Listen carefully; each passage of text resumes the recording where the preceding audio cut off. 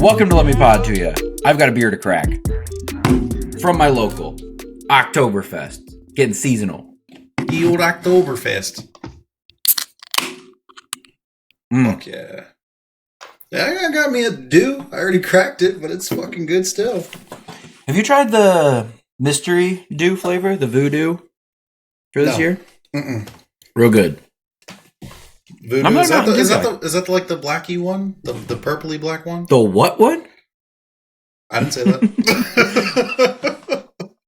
Yeah, it is. It's got like some cherry vibes to me, but I think you told me about this. I haven't tried it yet, though. Probably on the last episode. Probably. Keep telling fucking repeat. Well, welcome to Let Me Pod to You. I'm Jacob. You can block me on Twitter at We Hate Jacob. You can find my co-host Demetri, who's always here, on Twitter at Demetri Talks. Demetri, how did you feel about the saison premieres this week? I really liked them. They were really good for me, and I had a good time. SmackDown was better than Raw. We'll talk about that. But but I still enjoyed Raw for what it was. Yeah, fair enough. Format here, Demetri's top of the mid, headlines, stock rising, stock falling. These can be specific wrestlers. Sorry, the cat jumped up and almost knocked everything over. These can be specific wrestlers, storylines, etc. to kick off a conversation. But first, Demetri, top of the mid? Yeah, top of the mid. We got a returner, man. Not because of anything he's done in ring, but just because of the vibe that is given when he's on the screen. He's come such a long way. Of course, we're talking about my boy, Dirty Dom. I'm just so impressed. Like, every week, I feel like I'm more impressed of, like, the confidence he seems to have. Because towards the beginning, he was definitely, like, way less confident on the mic. Stuttering a lot. Didn't really seem too sure with what he was saying. But, like, he's really bought into this, like, goddamn character. What are you doing right now? I'm trying to make the cat not step on my laptop. I see you over there, like, struggling. I'm like, what is this man doing? Fran. Oh, shit. But, yeah, man. Dom, he's just been super consistent. Oh, hello, kitty. Is the kitty a Dom fan, too? No. Oh. But, yeah, that whole little segment with Triple H was just fucking hilarious. Like, the back and forth that they had, and Triple H being like, I think your mic is broke. Here's another one. No, that didn't help. And man, I thought like they were pumping all this in. That was a really good one. That was a really good one. And just Dom playing it up is just great. And then he's like sitting here trying to like make an announcement, right? It was so funny to me because he keeps going, and we got a new GM, and then Dom keeps going, I don't care who it is. And he's like, well, all right, we're about to announce, nobody cares. But like, that was really funny to me because I personally was really excited to see who was going to be the GM. And Dom just kept being literally mad annoying, being like, nobody cares, when I absolutely did fucking care. It was just really gold. It was great timing. On top of that, it's been a meme of like someone's about to talk and then the Judgment Day interrupts them. Like, I don't know if you've seen the one where it's Joe Biden going up to the pedestal and he's about to start talking, and then it's like Judgment Day music, and they have like Joe Biden look off camera, and it cuts to Judgment Day entrance. That's funny as shit. Triple H got the Judgment Day meme happening to him then too. Oh yeah, it's so accurate. It's like all the time. But yeah, I'm loving what Dom's doing, man. I still am. I feel like every week it's better. It's really impressive how loud he gets booed. And yeah, it's crazy. You know, we'll talk about this a little bit later too, that you've been watching some AEW. But like, they try to do the same thing with Don Callis. And like, he gets booed and he gets heat, but it's not like Dom. Like, it's different. It's not Dom heat. It is different. He's built different. Absolutely.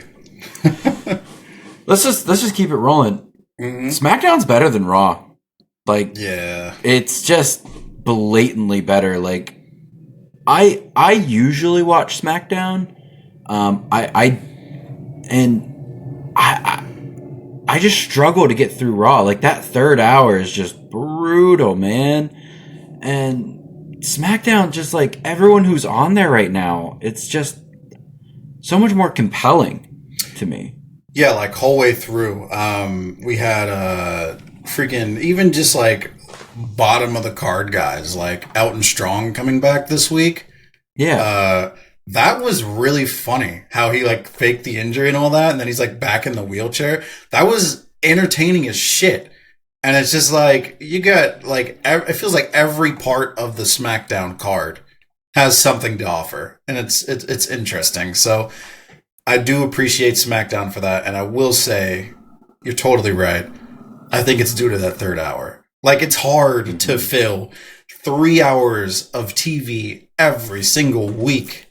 Like, how do you come up with that much content and making it all compelling? 2 hours is already a relatively long time, but 3 is, yeah, damn. And that is one of your stock fallings. So let's just hit it here. Like, I've really struggled to watch Raw over the last month, I want to say. And I watched it this week. And, like, I was like, okay. I had a good time watching Raw this week, but I do agree it relatively is... It just feels like it's like the same thing every week. Yes.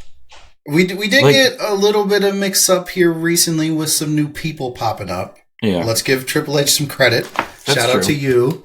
But at the same time, you're very right. There's a lot of the content is like the same. You get the same mixes of matches. You get a lot of the same shit. And again, just to fill 3 hours of content, it's really difficult to do, and I feel like it hurts the flow of the show. One thing I've seen like floated around literally for the past like 5 years, maybe 6 years, is the idea of making the last hour of Raw TV 14, so that way they can like do a little bit more mature storylines during that hour. Let's make it TVMA. Like doing something like that to spice up the last hour might make it worth people holding on, especially those adults where they're like, oh, well, we're not going to get to the good shit until like the last hour. 3. Right. Yeah. So I think something like that could legitimately help. If they actually go that route, I guess we'll see. I ultimately would prefer more than anything just to go back to 2 hours. My favorite time watching Raw is when it was started at 9 o'clock and lasted till 11. I feel like that was like the perfect time slot because I'm not doing anything at 9 o'clock. Most people aren't doing anything at 9 o'clock. 8 o'clock, you might be doing something, but 9, most of the time I'm not. And it's easy to sit down, go to bed, watch Raw from 9 to 11, call it a night. Just makes sense. That's fair enough. But yeah, SmackDown and Demetri, let's just go to I'm breaking format today. We're just gonna break this format open. We're just gonna break the format here. Oh, hell yeah. And I think one of the big reasons that SmackDown just hit different this week, Daddy's home. Oh yeah. Roman Reigns is back on television. Thank God. We needed Paul had a shave, got his hair colored. Got pretty clean. He's looking good. Yes, sir. And Roman came, and he had to put his foot down when it came to Jimmy. Mm-hmm. I think one of the best parts of the entire episode was when they were backstage, and Roman's like, "What are you sitting on my couch for? Get to work." Mm-hmm. And Jimmy's like, "Oh, shit, okay." And he's like getting up. And then he goes, "Yeet." And Roman goes, "I don't like that. Don't do that anymore." Yeah, that was good. Little things. It's little things. Roman Reigns is so good at the little things. The little things, to me, are what's most important in wrestling. Always. You hit the little things, you got me hooked. And our tribal chief came back. He looks refreshed. Mm-hmm. He's got his hair shaped up. I'm glad that our tribal chief had a little vacation, and now it's time to get back to work. He was wrestling at the Super Show on Saturday, and it's looking like he's going to be on TV pretty consistently. He's advertised for this week's SmackDown. He's definitely going to be getting that big-ass check from Saudi Arabia. Oh, yeah. So our tribal chief is back. I'm very happy about it. The other Bloodline Cinematic Universe point of view is Jimmy cost Jay the tag belts. That was surprising. I didn't expect them to lose the belts that quick. That was crazy. But will say this. We mentioned last week about how that little win kind of helped Jay win over the doubter of Kevin Owens and win over a few more people. I think that may have been literally the sole purpose of that, to do that and to have this little feud that we had here. And then that ending segment with Roman and Cody staring face to face, and then Jay and Jimmy staring. Do you remember that on SmackDown? Mm-hmm. That moment had me like, oh, this makes sense. Like, that just felt right. So I'm happy that we're getting to this point, because as much as we love Jay, it just felt like correct for him to be facing, ready to fight his brother, and Cody ready to fight Roman. Before, I would have felt a little bit, I guess a little upset about it, because I felt like Jay was the guy. But right now, it feels like Jay's story and his like goal, or like their like end goal, is to be like to fight each other. Like, that just makes sense right now. But can they kick that can, Jimmy versus Jay, all the way to WrestleMania from October? This is WWE. You know, they can kick the can as far as they want, bro. The better question, should they kick the can to WrestleMania? I think they should. I would, I think that setting up WrestleMania, like having Jay versus Jimmy Uso, is like a main event level match in itself. So if you set up that, you set up Roman versus whoever, let's say it's Cody. That's Cody. A main event level match in itself. And then we have whatever they cook up for the women's division. Let's say it's kind of a stretch, but let's say Jade Cargill wins the Royal Rumble. Whoever she faces. Oh, that's not a stretch. Jade is 100% winning the Royal Rumble. Let's say Jade Cargill wins the Royal Rumble. They're probably going to have the belt on Charlotte, I would assume, to have a Charlotte versus Jade match at WrestleMania. That is a main event level match. Jade's on Raw. Yeah. Charlotte's on SmackDown. But I guess if she wins the Rumble, she can do whatever she wants, and drafts don't matter. So, interesting stuff that can be done. I think if kicking the can down would be highly beneficial for the storyline as a whole, to have like a climax where everything reaches its peak at one time. I definitely agree with you that it's a main event level match, Jimmy versus Jey Uso at WrestleMania. I think that they need to get back to that there is a women's match that is the main event of one of the nights of WrestleMania, though. Yeah. I agree. And make it worthwhile of it being a main event. Like, don't just make it a main event. But I just, I don't know. Like the tag team championship match from this past WrestleMania, where the Usos lost to Kevin Owens and Sami Zayn. That was right for the story, the prestige of the match. But you could tell, because the match right before it was Charlotte and Rhea, when Rhea got the belt. And you could tell they wrestled pissed off that they weren't the main event. You could see it, because they showed the fuck out. Like, I hadn't seen Charlotte go that hard, and I haven't seen her go that hard since. But she can still go. Absolutely. And that was a main event caliber match, what they put out there. And it was definitely because they weren't in the main event that they were like, fuck this shit. We're going to show them why we should have been there. I'm definitely 100% with you. I think having the just the women main event one night just makes sense. If you're going to have two nights and you got all these talented superstars on both sides, the women's and the men's division, it would make sense to have one night main evented by the women and one night main evented by the men. And I was saying that those matches are main event level, but that is not to say that they both should main event. It's to say that WrestleMania is for those types of matches where you would consider them main event level. I don't want a WrestleMania with a match that was thrown together like a month before or 2 weeks before. I need these matches at WrestleMania. Like, a WrestleMania kicks ass when you got a lot of build up and things all coming to a climax at one point, and it's not just a match that we were given like 2 weeks beforehand. Well, and that's kind of like what happened last year with the Charlotte and Rhea match too. It's like, we know that those two are main event caliber, but the issue was Rhea won the Royal Rumble and then was kind of like, I don't know who I'm going to challenge. And then a month before Mania, she said, it's Charlotte. And I remember our first episode, let me even bring up the rundown. We had a stock falling for no build up for the women's matches. There we go. See, we're consistent here. Episode 1. Let's bring it up. Stock falling, Demetri, Charlotte Flair. Mm-hmm. Yep. And it was about there being no build and that Charlotte just gets the belt and just gets these matches. It's terrible, man. I need a good build. Give us a good build. We deserve that, especially for WrestleMania.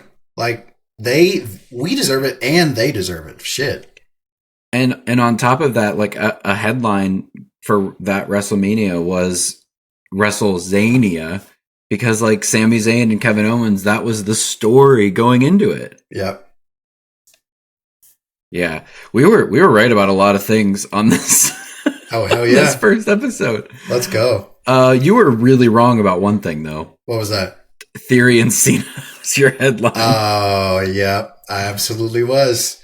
I remember the week after I was like, yeah, that wasn't good. But you did make up for it in the stocks rising with Dom Mysterio and Deadbeat Sons. Yeah, buddy. I had meaty men slapping meat. The Intercontinental match is my stock rising. But I was wrong about something too, Demetri. What's that?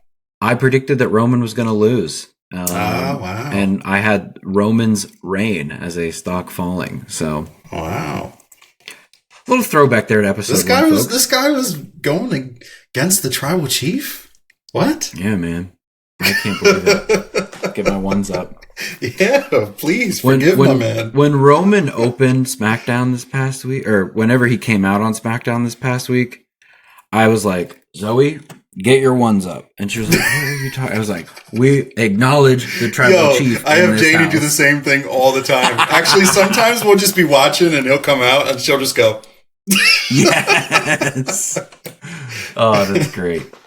So let's circle back to the outstanding headline here. Talk to me about Peacock. Yeah, Peacock sucks. Okay, guys, Peacock is ass. I have to make sure those words are really pronounced because I feel that way about Peacock. Let me tell you why. I have used. Let me cock to you. Let me cock to you. Yeah. I've used both the WWE Network and Peacock, of course. I used to go back and watch a bunch of old episodes of Raw because, you know, I'm an old head at this point, right? I'm 27 or 28. I don't remember, one of the two. And, and I like the Raws from when I was little because, you know, nostalgia. So on the WWE Network, it was always like, it's a WWE Network. So it was built to house the content that it was showing. And it was so easy for me to dig deep, find what I wanted, watch it. Another thing the WWE Network had is whenever you would watch content, like let's say you're watching WrestleMania, you know how on YouTube where a creator can set like different points in the video that you can fast forward to like different sections? Every show was separated by match. So you could see like this match is starting here. This match is starting here. Here's a Shawn Michaels promo. This match is starting here. So you could just go to whatever you wanted to go to in whatever match. Mm-hmm. I'm saying Peacock sucks because I've tried. I got really excited about some stuff happening in wrestling, and I was like, you know what? Let me go back and watch some old shit. And first of all, it's really fucking difficult to find the episode you want to watch. It's all like kind of lost in the sauce. Terrible. Yeah. And then second, when you go to the episode, like there was on WWE Network, there is no way to kind of fast forward, go to whatever match you want. You just kind of got to guesstimate and be like, I think there's a match on this episode I want to see, or you got to Google it, and then you got to like fucking just fast forward until you can find it. So kind of a pain in the ass. I've heard that you can use a VPN to spoof your location to a different country because not all countries use Peacock. Some countries still use the WWE Network. So that may be an option at some point because I am very frustrated with Peacock. And that is my rant. I really like that you put this as a headline and not a stock falling. Like, that's how mad you are. Yes, that it's got to be at the top of the show. First things you wanted to talk about. Yes, I was very frustrated, man. All right, let's change your mood here, Demetri. All right. Let's get into your first stock rising. Ooh. Something you're really happy about, and something I'm really happy about too. Yeah, baby, GMs are back. I'm really excited about this. This is actually what had me watching old Raws, because I was like, oh yeah, I used to love when there were GMs out there. So I got some stuff to talk about with that. But anyways, GMs are back. Adam Pearce is a GM of Raw. Nick Aldis is the GM of SmackDown. Got revealed on SmackDown this past week. Mm-hmm. And to me, this is more of the little things that make wrestling better. I say this is very important because it makes storylines kind of live. It makes transactions be alive. It makes the shows feel a little bit more individualistic. So for example, I've already picked up on the small things. So if you go to Raw this week, Adam Pearce is showing up wearing a red shirt. Adam Pearce is very good at this, but he dresses terribly. He does. He always wears like the same-ish color tie to his dress shirt. Damn. Match it to your jacket or your pants, bud. What are you doing? Come on, bud.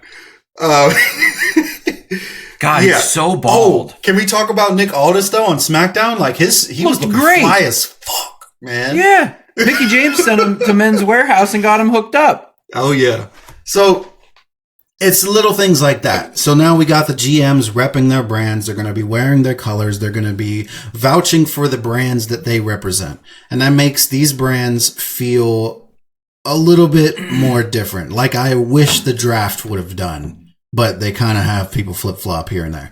But anyways, go ahead. Hold that thought. So with the draft, yes, that was definitely something Triple H wanted to do. Yes. I'm getting that vibe because now that Vince has been kicked to the curb, now that he has no say in anything, and it's up to Endeavor, Triple H is truly in charge of creative. People from the rehires are actually getting TV time. Which has been great. Triple H clearly wants the draft to matter. And he clearly wants these shows to have their own feels. And that's why you bring in a Nick Aldis on probably a pretty decent pay package to be an on-screen GM. Now, being a little bit newer to this GM scenario, because that's not what's been going on the whole time I've been watching. It's just been Adam Pearce and Sonya Deville a little bit while she was not clear. Oh, yeah. But what is Triple H? Is he like the CEO, I guess, the on-screen CEO, the on-screen president?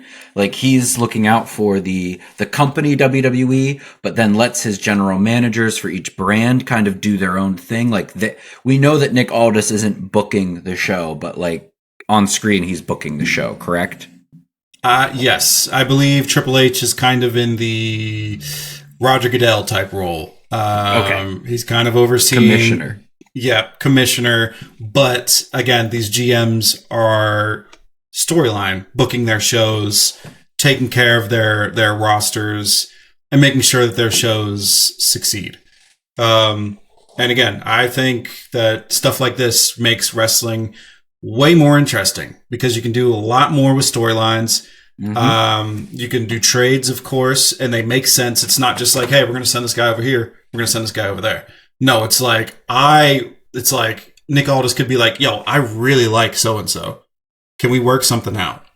And then we can actually have something that makes sense where people trade spots. It just makes things make sense. Exactly with the trade that finally was announced this past SmackDown with Kevin Owens being the make weight for Jey Uso. Yep. They're at the same level. I was also not expecting it to be Kevin Owens. Me either. But I really like that move from a perspective of, okay, we don't have a 16th Sami Zayn and Kevin Owens breakup. This is a natural. Kevin Owens was sent over to SmackDown. So they're still besties. They're still buds. If they end up on the same brand, they can get back together as buddies. But it's a natural, well, I'm on SmackDown now, so I'm going for singles stuff. Yeah, makes sense. It makes sense. It helps things make sense. And on that line of thought, I did a little research here for this one because you know how much I love GMs and drafts. Mm-hmm. All right. Last SmackDown GM. Do you know who it was? It's somebody you really don't like, actually. Lacey Evans? No. Well, somebody, I don't think you don't like them personally, but like you don't like their what they're doing right now. I don't know. Soraya Page. Oh, really? Yeah. Back in 2019. She does not give any kind of GM vibe at all. No. I barely remember this. I kind of loosely watched wrestling during this time. So like I'd tune in every now and then. So it's not something that was super on my memory, but I just wanted to say in my line of thinking in all of my lifetime, I've had a couple great GMs, on-screen GMs.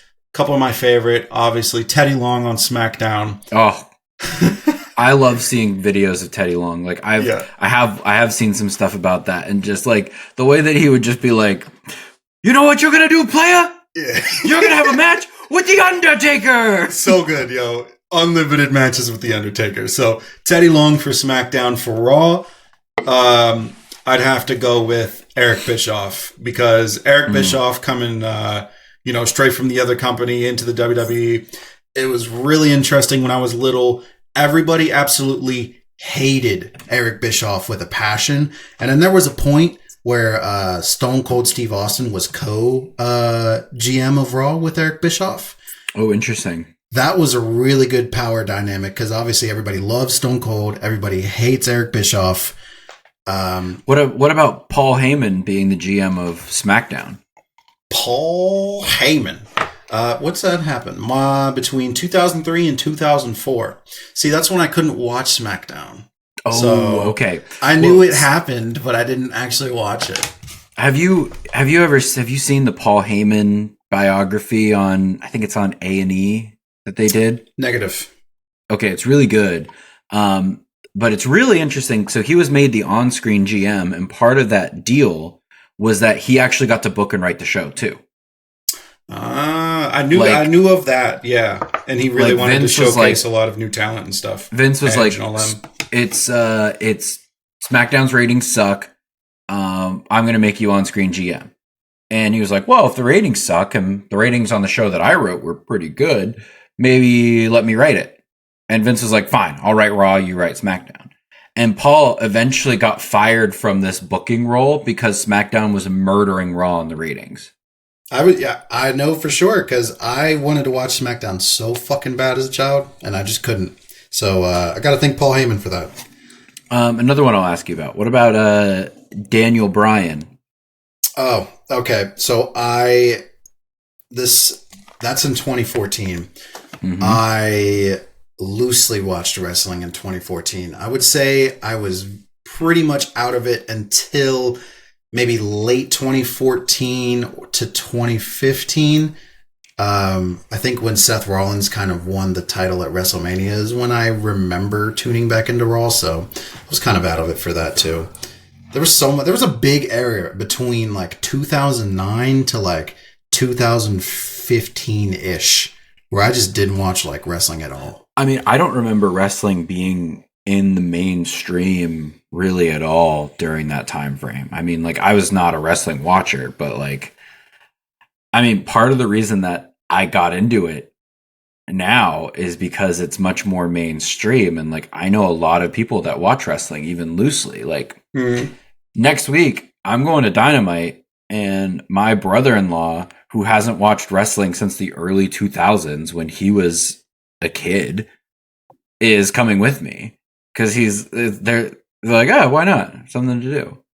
And I'm like, I hope there's some people that you know, because like if Sting's there and if Edge rocks up, like he's gonna know these people. So that's sick. It's definitely much more mainstream, and I don't want to say cool, but not uncool to go to wrestling and be a wrestling fan. I do want to add to that. I've actually been meaning to talk about this a little bit, just real quick.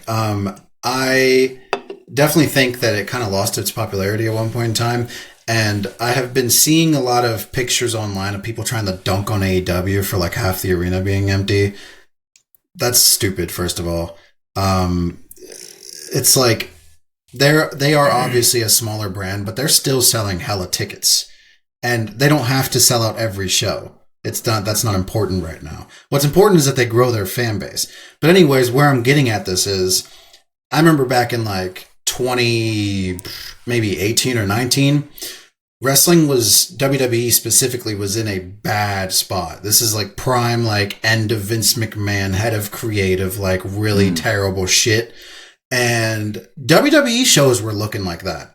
Now that is a bad look. With the size of the company WWE is, like, they are, let's be real, they are fucking ginormous compared to they're a $1 billion AEW. company. I mean, right.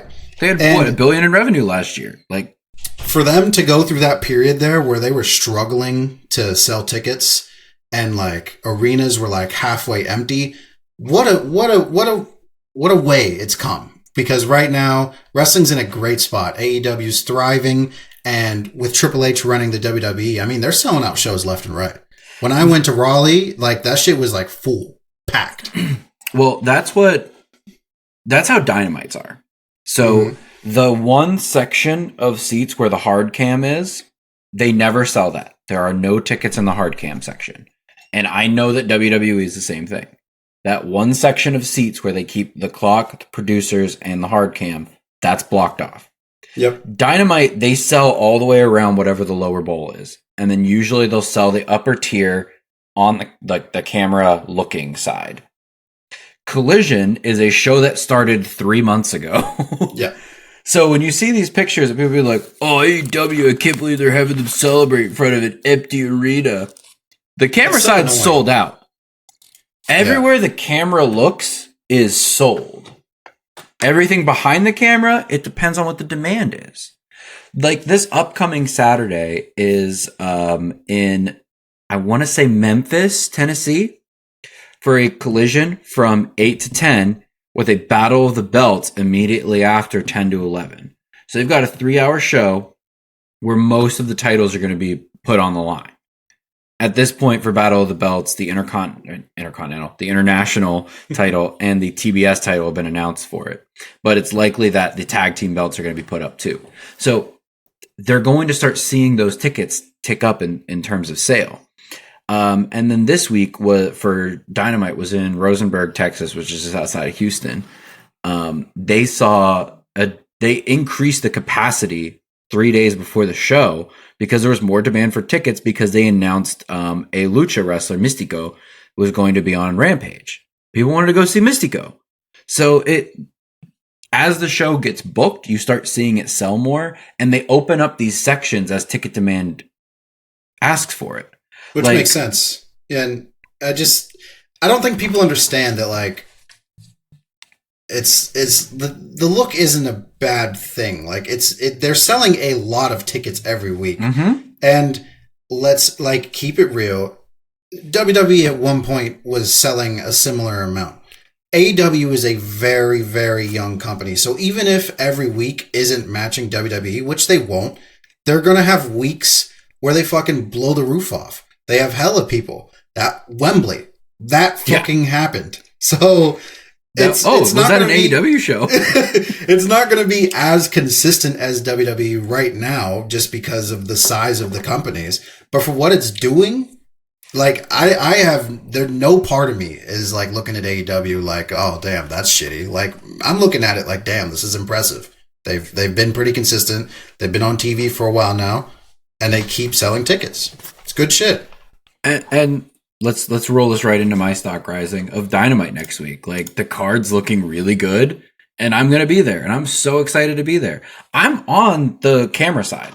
Like I'm going to be like on the same side as the camera this time because there weren't tickets on the other side of the arena. So I bought tickets where there were seats. Like that, it's going to be close to a sellout. Like I think the last I saw, it's like 4,300 tickets have been sold for That's it. Sick. So like, I'm excited for you.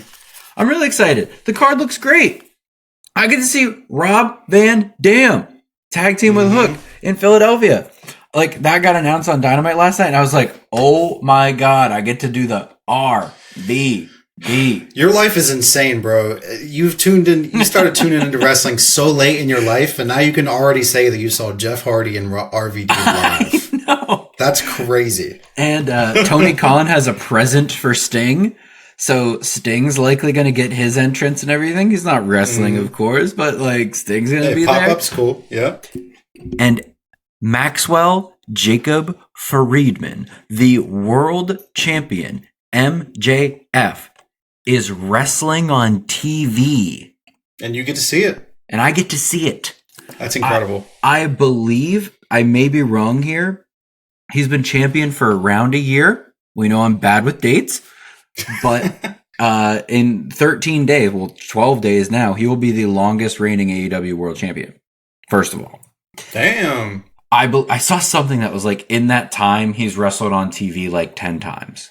Mm-hmm. So 10 weeks out of 52, he's wrestled on TV. Something like that. Rare. I get to see him. Yes, sir. And it's going to be a humper of a match. It's with Juice Robinson. A humper? A humper.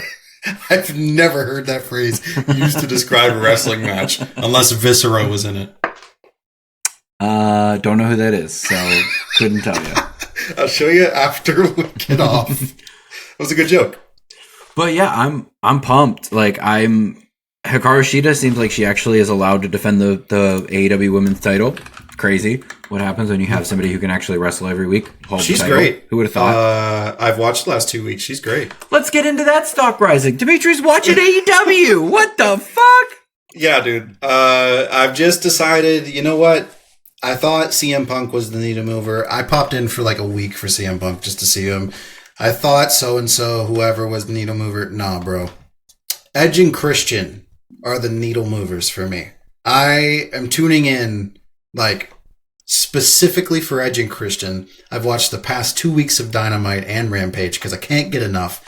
Christian is a godsend still. He's great on the mic. He's incredible. He's so convincing with everything he does. And, like, a hilarious villain is a good way to put it. Like, he is hilarious, but he is a fucking villain for sure.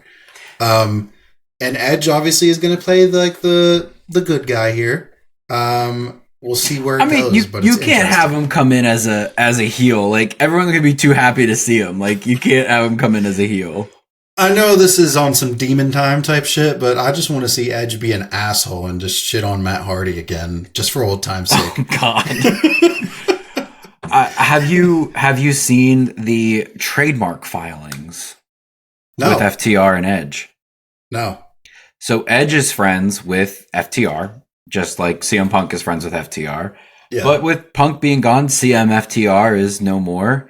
And the three of them have collectively filed for a trademark for rated FTR. I knew it. So that's smart. Which I think is such a smart way of putting those guys who... This is very interesting to me. They lost the tag belts a couple weeks back, and it was a squash. Like, they got annihilated in that match. Like, I've never seen FTR get thrown around like that. It's very clearly so that they can, like, be Edge's bodyguards. Because just numbers game situation of Christian, Luchasaurus, Nick Wayne, Edge. Well, he needs some friends. Oh, look at that. Yep. He's got two in the back. FTR's right there. And that's also a really good way of getting him in matches, him being Edge, and those matches keeping him safe, where he doesn't need to carry the entire match. He can be in a 6-man tag match with FTR as rated FTR. Natural name, rolls off the tongue, great stuff. And Dax and Cash, they can take the heavy lifting. They can take the pile drivers. They can take all that shit. And Edge can come in at the end with a big old spear and a Kopacution. So I think it makes sense. It does make sense. And just on the lines of AEW, I just want to say, I know I've said this in a previous episode, but like, as somebody who doesn't watch often, right? I'm very into the details. I say that a lot, but like, I watch the show and I really pay attention to all the little stuff that might be different than on Raw or SmackDown or anything WWE's got going on. I just want to say I really appreciate the stage design. It's clean, but it's like to have the screens separated the way they are. It gives it like a real personality that like I feel like is missing from a lot of shows. And it's not like it's like revolutionary to have screens spaced at different parts of the stage. But it just makes things look really like pleasing whenever the entrances come out. Like when you got the screen up front with somebody's name and then the one in the back showing like some flames or something. And then the main big one with like, I don't know, like a logo or something. It just looks like it's very pleasing. It gives the show like real personality and it just feels like a good wrestling show. So I just want to say I really appreciate the stage design. It's really nice. It's a lot better than how it was, where they had kind of the like chandelier-looking screen that's in the middle. When I watched AEW, with the two that's what tunnels it on the side, like that. Yeah, that looked like to me that looked like something that would pop out of like '06 TNA. That's what that looked like to me. Bad vibes. Yeah. What have you thought of the wrestling itself? Watching AEW compared to WWE? It's been great actually. A lot more. It feels like there's a lot more risky moves, if that makes any sense. There's that's not even a hot take. That is 100% how it is. Yeah, just like I'm watching the Sheeta match, right? And I'm sitting there and I'm watching this match and I'm just like, oh, holy shit. Just like the whole match just with like some crazy shit that's going on. And I'm like, God damn, this is how the whole show is going to be? Pretty much. I don't remember which match it was on Raw, but there was a Death Valley driver. I think it was Gunther. I think Gunther got hit with one from Bronson Reed. Mm-hmm. And like, I was like, they don't do that here. That's the wrong show. He came down right here on his back. Your shoulder blades and down in WWE. You're not coming down on low neck. Yeah, I was like, holy shit, they're doing Death Valley Driver. Like, and it's been a good watch though. On AEW, John Moxley's throwing 6 of those around in one match. So yeah, I think the reason I kind of lean AEW to WWE right now, especially like with the Tuesday Night War and everything the previous week, there's a lot less bullshit on AEW. There's a lot more just like promo, wrestling, promo, center ring Tony Schiavone, pre-recorded segment, backstage Renee, wrestling. Yeah. Whereas like WWE, I feel like I'm getting like, and here's the progressive match flow. And it's 4 minutes of something I watched because I watch it every fucking week. A lot of fluff. Yes. Yeah, I just wanted to say I did appreciate that. It does feel like there's a great flow to the show. And again, a perfect example of this. I didn't make a note of this, but I left it in my noggin. And it was right before the Sheeta match on the last show where I don't remember what her Sakura. What was her name? Sakura. All right, right before that match, like literally like a 15 to 30 second like little video preview of like, this is her master. She trained her. This is the match. Just a quick blurb as somebody who has no fucking idea what's going on. That really helped sell the story for me. I was interested in the match. You didn't need it to be 3 minutes and then a commercial break? Right. I had no idea what was going on. That little blurb there, like, really just made me very interested in the match. I knew what was going on. It's no fluff. And, like, you know, it just made the match make sense to me, rather it just being either A, some super long fluff at the beginning of the match that I maybe tune out of, or B, nothing at all, and it's just a match thrown at me with no context.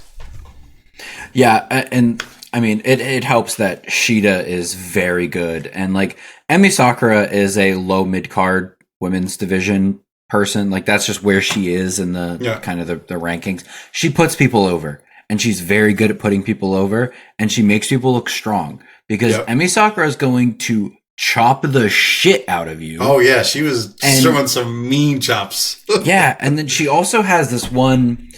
I've never seen someone tap out of it outside of Dark Elevation back in the good old days. Rest in peace.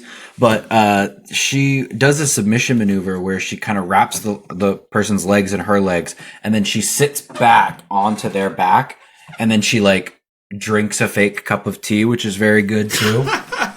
But that's cool. Like, she's really good, but that's just where she is in the card. So yeah, Shida needs a match to put her over as a strong new champion. Emi Sakura is 100% the person to do it.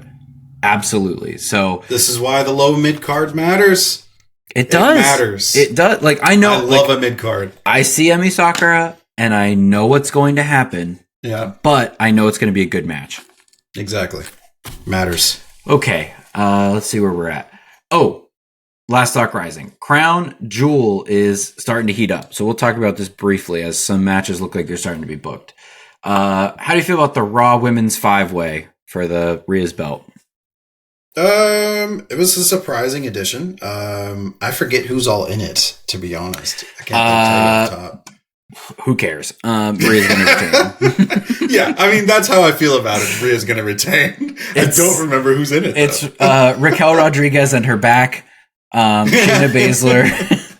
Oh, yeah, right. The Zoe Stark. Oh, yeah. And who's the lady who keeps hurting people? What's her name? She just came back. Oh, Nia Jax. Nia Jax. Yeah, that's who it is. Oh, there we go. I got it. Nailed it. Look at that. That was good. Yeah, none of those are very compelling to me to win the title. So, yeah, it's going to Rhea. I feel about that. Logan Paul won a boxing match, and then he called out Rey Mysterio, and then Rey Mysterio at the Rams game, ? I want to say. He said, I welcome any challenge. I'll fight whoever, whenever. So it looks like Logan Paul and Rey Mysterio at Crown Jewel. Rey Mysterio's going to make him look like gold. And I think Logan Paul is going to walk out of there with the gold, unfortunately. That would be interesting. I think they're going to give the United States title to Logan Paul, which leads us to Roman and LA Knight. LA Knight's going to get murdered by Roman Reigns.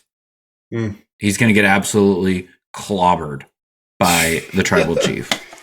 I'm just kidding. Roman's going to make LA Knight look really strong, but he's going to get the win because Roman gets the win. He's not losing the big belt to You've learned your lesson. Until WrestleMania. We'll see what's going on then. He's not losing it at Crown Jewel. That's not happening. I want to say though, giving Logan Paul a belt, I think is something that's bound to happen, and I think it makes a lot of sense for the WWE. He doesn't have to hold it for a very long time, and just having him hold it for a little bit is just easy publicity, easy publicity. Logan Paul gets the United States title. He walks around with it, has it on his podcast, has it on all his shit for 6 weeks. And then we got Survivor Series at the end of November. Yep. Then it is time for LA Knight. That would be beautiful. That is, I think, Logan Paul would be crazy. And they already have some conflict that they've already built up in previous interactions. So it makes sense, again, from a storyline perspective of LA Knight's being like, no, Logan Paul can't have the United States title. No. So it's some good shit. I think it works. And they haven't said this yet, but I'm guessing because it's booked on Raw every week that we're going to have a tag team title rematch between Judgment Day and Cody Rhodes and Jey Uso, where the Judgment Day retains. Yeah, probably. Tracks? Yeah, that tracks. All right. But, I mean, that's already looking better than fucking Fastlane. Yeah, Fastlane was a snore fest with a whole bunch of ads. Absolutely. A snore fest brought to you by Pizza Hut. Okay. Let's get into stock falling. What do we got? All right. We already knocked one of them out, at least. We did. I guess I'll start with Johnny Gargano then. Yeah, go ahead. I thought he was finally going to be getting a little bit of a push with DIY and all that jazz, but he lost to the Kaiser role himself. And there was no reaction from the crowd, really, when he came out. It was a little bit bleak for Johnny Wrestling. Yeah, I agree. It's kind of sad. But I'm glad he didn't get cut. Yeah. I was worried about him getting cut. I just don't know where he goes from here. I mean, I guess him and Ciampa, if they do the tag team thing, maybe. But I just don't think Johnny Gargano is a singles competitor in the WWE on the main roster. He is low mid card at best. Like, it's not even getting towards a belt in the mid card. It's low mid card at best. That's fair. He can be pretty likable, but he definitely needs like a strong storyline, like anybody else, but a strong storyline to help propel him there. And right now, I have no idea where that would come from. Same here. I mean, I like you. I think he's really likable. Seems like a really nice guy. Class act. I like everything that's going on with his kind of group, like with his wife and Indy and Ciampa and where's Dexter. But I mean, like, I like everything that's going on around that. It needs to be a little bit more of a storyline push, especially because, like, at this point, between Johnny and Candace and Ciampa, they're just being booked like jabronis, and that needs to change if we want to take them seriously. Yep. Agreed. And like we've been talking about, Demetri, the women's tag team championships. Oof. Yeah, it's not been a good look. I came across this stat the other day, just scrolling through Twitter. Chelsea Green had tweeted that she's like 90-some days as the women's tag team champion. She's had a pair of partners, whatever. But anyways, almost 100 days, and it feels like nothing has happened. Like, I couldn't tell you how many times she's defended the belts, if any, in those 100 days. Hasn't been many. And it's just been... like, I love her character, but it just feels like her character has been given, like, nothing to run with. Other than just, hey, be your character on TV. Yeah. But no story with it. Hey, just be Chelsea Green. I do wonder if Sonya hadn't torn her ACL, we would be having a different conversation about them. You know, like, I really, really wonder if Sonya Deville was still around, if we'd be seeing a stronger creative for the tag team championships. On the bright side, they have a storyline match that's looking like it's coming up that makes sense, because Piper had a match with Tegan Knox, ? Yes, I think. Rainbow hair? Yes. Yes, okay. With Tegan Knox, Piper won. But oh no, it was with Natalya. So it wasn't Rainbow. No, it was. But I remember she beat I Natalya, specifically remember because I was like, that's some new gear. I was like, that's some new gear. I'm very sports entertained. And then, actually, remind me about sports entertainment before we get out of here, because it's a bonus stock rising. But Natty lost to Piper, and then Piper and Chelsea started beating her up, and Tegan Knox came out for the save. Then Tegan had a match on NXT, and then they came out to beat her up, and Natty came in for the save. So we're stronger together, and they're going to go for the tag team belts probably in the next week or two, would be my guess. Could spice things up. At least there's a story. Yes. Last Stock Falling is the podcast. It's going to be late next week because I will be in Philadelphia. So we'll try to record Friday or Saturday. We'll see. If it's Saturday, it's going to have to be in the morning because there's a lot of shit going on Saturday. So we'll see. TBD on when we record. But yes. Speaking of that, we'll figure something out. But next week, my mom is coming to visit on maybe Thursday or Friday for a few days. Okay, no podcast next week. But she'll be gone on like Monday or Tuesday, and then Toby will be here, so we could do a Toby Toby edition. You know what? I've been thinking we need some guests, so that'd be perfect. You can sit right here and pop in. Let's do it. Let's do that. Okay. Well, likely no podcast next week, just with travel and mothers. But to get us back in a good mood before we get out of here, sports entertainment. Oh, you remembered. I have been watching more NXT, and there is a lot of sports entertainment on NXT. Absolutely. Lola Vice is a favorite. Woo! Yeah. It is. The WWE is in good hands. Absolutely. I watched this week's NXT as well, Ariana Grace can absolutely go, and I was not expecting that when she came out. I've not seen her wrestle at all. She's in the women's breakout tournament. I looked it up, actually, because I saw someone on Twitter being like, oh, it's not a surprise that she has some comedy given who her dad is. And I was like, who the fuck is her dad? Ariana Grace, WWE dad. And I couldn't remember who it was. Ah, yes. Her dad is Santino Marella. Oh, shit. Yeah, that makes sense then. He's hilarious. John Cena. I love him, bro. But she's doing this whole like Miss WWE or Miss NXT thing where she comes out in like a sash and a crown. And she like... Yeah. And then she beats the shit out of people. And then the other side of the tournament is Carmen Shishikev or something. And she came out with a sword. And I was like, it's doing Drew McIntyre's whole flow. Yeah, but bar for bar. Very sports entertaining. Okay. Let me tell you. And she faces Lola Vice on the first night of Halloween Havoc this week. And they've been having some beef on Twitter where Carmen Fatrichev was saying that she's going to win because she works on more than her twerking outside of the ring. Lola Vice said, I'm going to beat you and then twerk over you. And I'm like, I hope you do, Lola. So it's very, very good hands down there in NXT.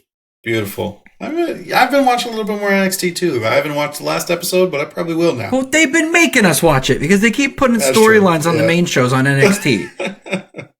How Plus, rude. you got the GOAT Dom Mysterio down there, so gotta watch my boy. He got beat up backstage. Got to watch yourself backstage at NXT. Sure do. He wasn't even in the parking lot. They're player hating, man. Mm-hmm. Anything else, Demetri? Any other last words for episode 27? Nope. If you actually no, I got one. If you heard my joke about Viscera and you haven't watched Viscera, just go ahead and watch Viscera's special move. Don't remember what it's called, but some good stuff. You'll get it. That's it. Sick. Thank you for watching. I guess people watch. Yes. Watching and listening. You can follow us on Twitter and TikTok and YouTube at Let Me Pod to You. You can follow Demetri at Demetri Talks. You can find me if you want at We Hate Jacob. That's hate with an 8. Please give us a review on your chosen podcast platform. Forgot to check this week. I'll make a note to do it next week. We're on every major network. Have a great week, everybody.